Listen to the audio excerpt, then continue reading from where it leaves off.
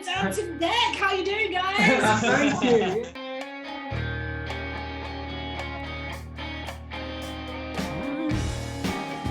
It's like watching a film, but then all of a sudden we're in a film. Roughly 5,000 metres above sea level. To give you an idea, that's about 700 metres on top of Kilimanjaro. Gracious Psycho still going.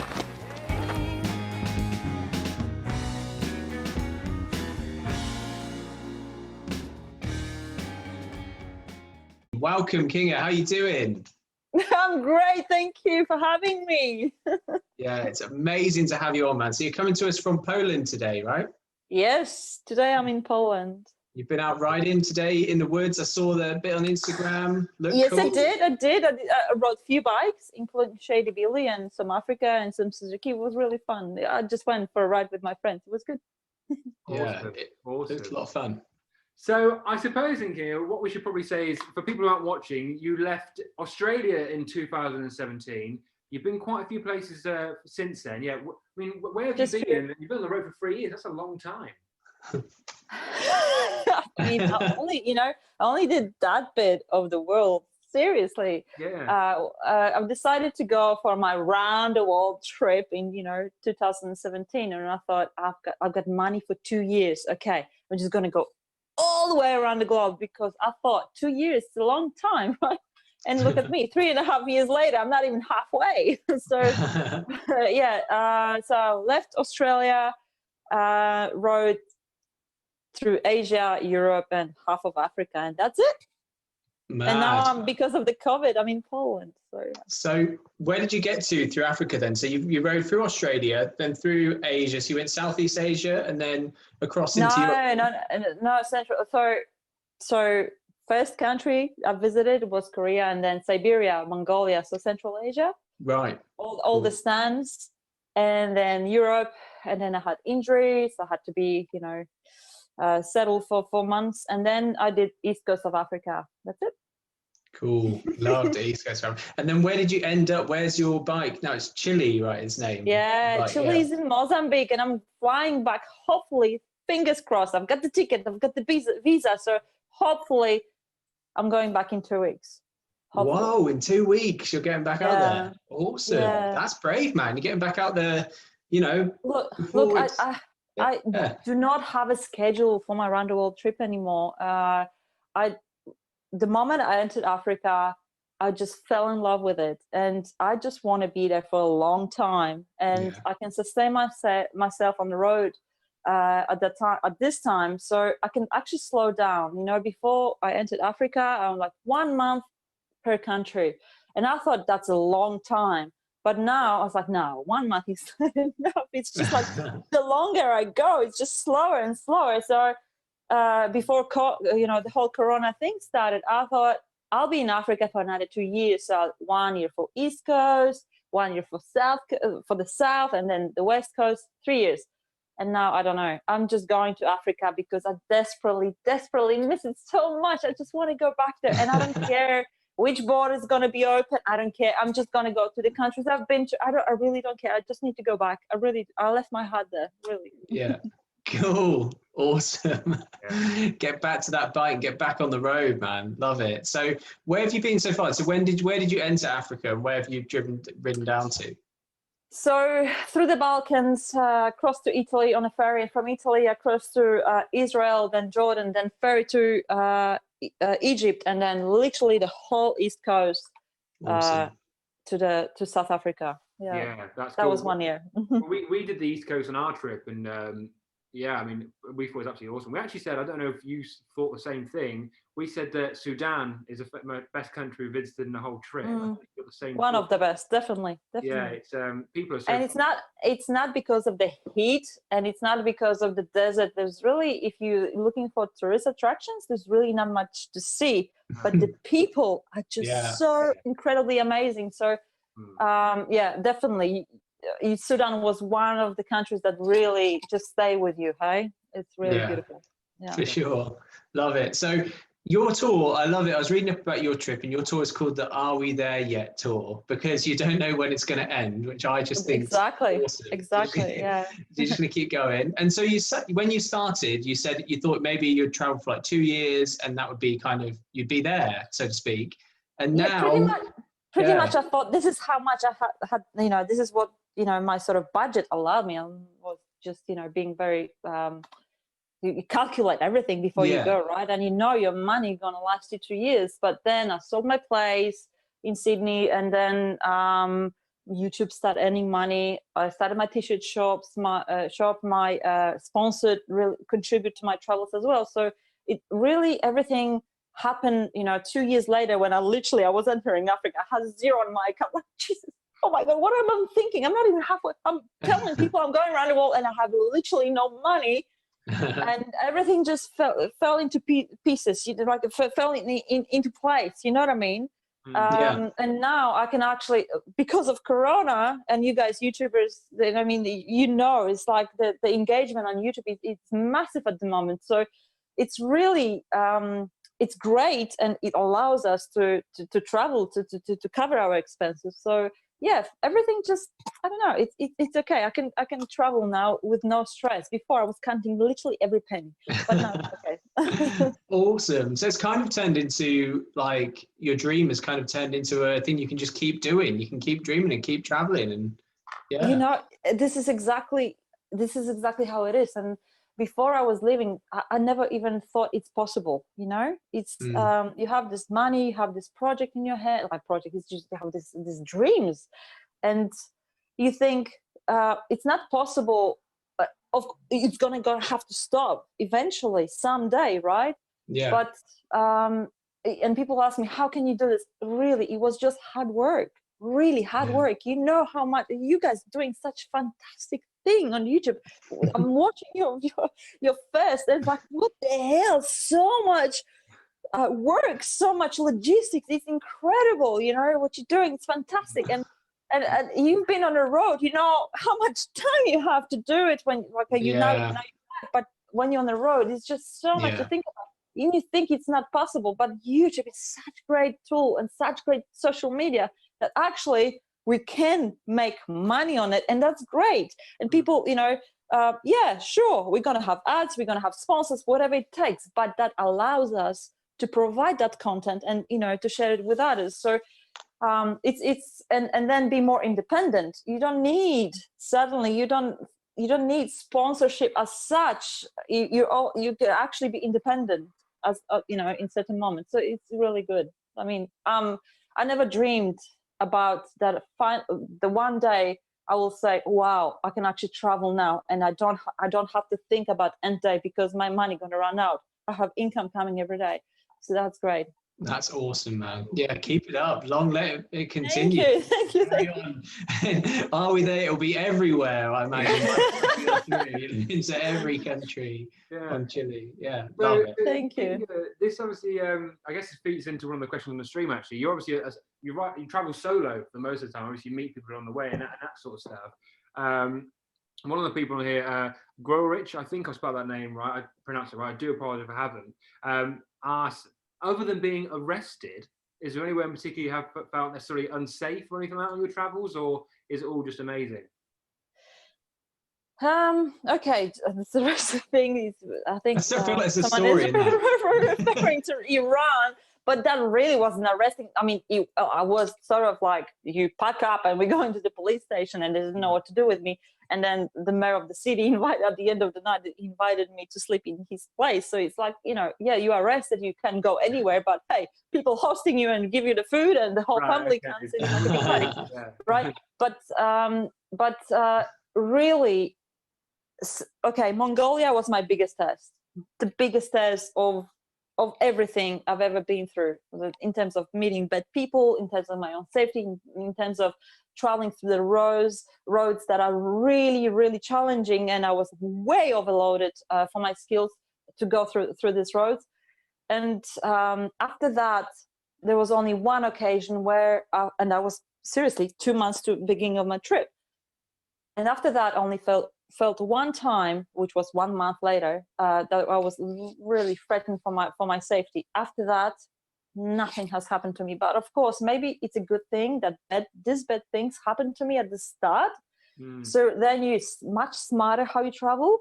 You're much smarter how you deal with people, and how to keep yourself sort of like safe. But after that, I met so many people. I was engaged, like I was just like a social butterfly, and I love my followers because before I'm entering a country, I already have messages on Instagram or Facebook, and they message me. It's like, you're welcome to my house, and of course I'm not doing all the time because you've got work. It's not like you can stay with people all the time, right? Yeah. But now I have sort of like aimed one host for each country. So I want to visit one family in one country. I'm visiting to meet them, to experience the culture, because this is like the most beautiful memories of all. You guys know that, right? Yeah. For sure. Yeah. After that, I actually never felt threatened. I never felt I'm doing the wrong thing. It's like a smooth ride all the way. Really, no stress. Love it. That's quite a nice way of doing it as well, I suppose. Yeah, if you target meeting at least one family, then you've also got contacts and that sort of stuff, and within the country. So I suppose for people who are watching who think about doing adventures themselves, I suppose that is quite a good bit of advice. If you target at least one family in each country, then you've got a contact, and then you feel a bit safer anyway. If you're just getting used to living on the road and that sort of stuff. So yeah. But this is the power of social media. It's before I was couch surfing, at the very start of my trip, and now I don't even have to seek for people, because riders contact me through my social media, and there's nothing better than staying with like-minded people, like riders. So it's a completely different experience than couch surfing, when the family wants you to speak to the child because they want to practice English, blah blah blah, whatever.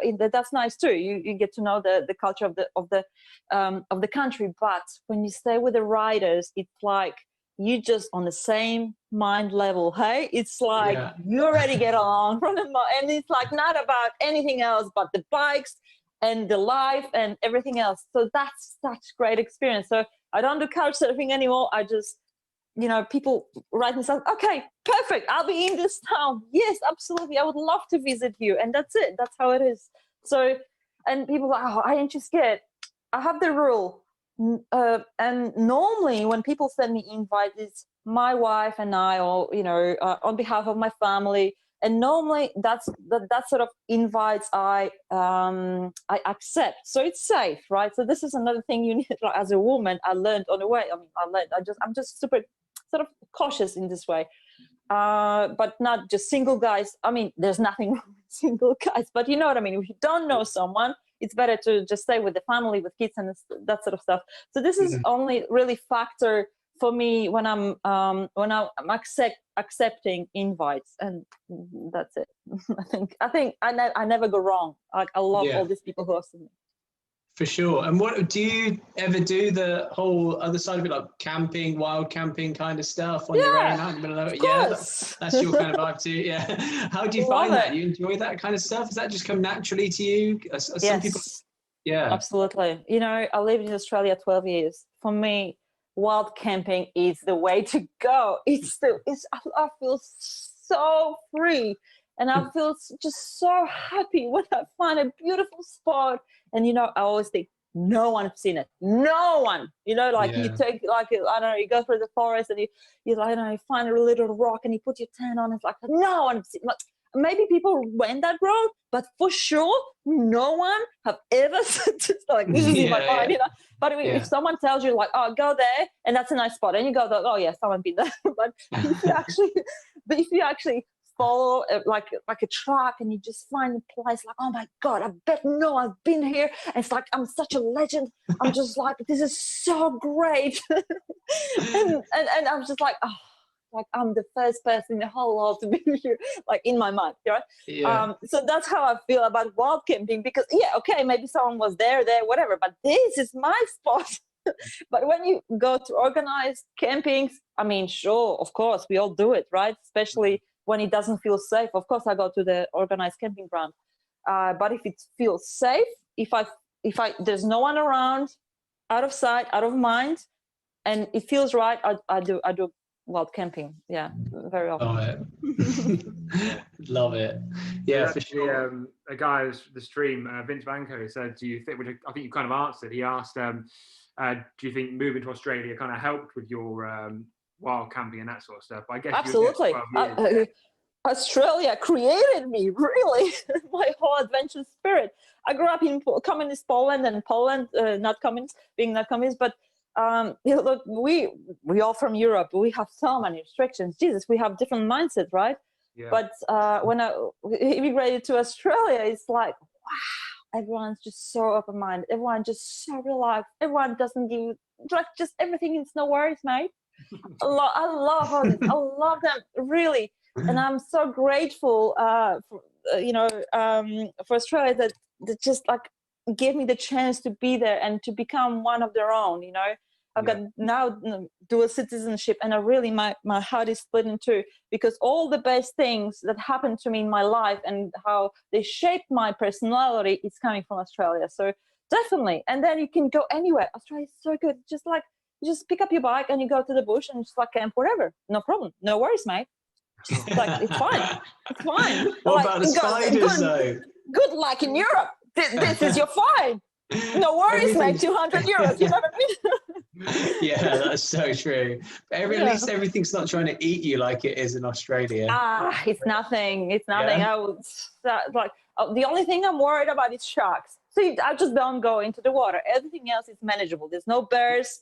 Everything else is small. It's okay. You can manage it. No problem. Matt's scared of spiders, which is actually the issue, which is why we shan't be taking a cycle to Australia. Because but come on, they're really funny. I think we'll be fine, yeah. But the thing is, so you've done East Africa. I know you don't say you don't know. Are you going to do West Africa? Are you thinking of going? Yes, I'll do everything. My plan for Africa. It's like any country that will let me in. This is my plan for Africa, and I'm not going out of there for a long time. That's it. Especially now, it's like, where I'm going to ship my bike. Yeah, sure. I still have 2 Americas to go, right? But I know if I get to South America, like, I'm going to get stuck there for a long time. But now I'm enjoying Africa so much that I just want to be there, because it's such a great continent. It's just, I don't know. You know what I mean? No, of course.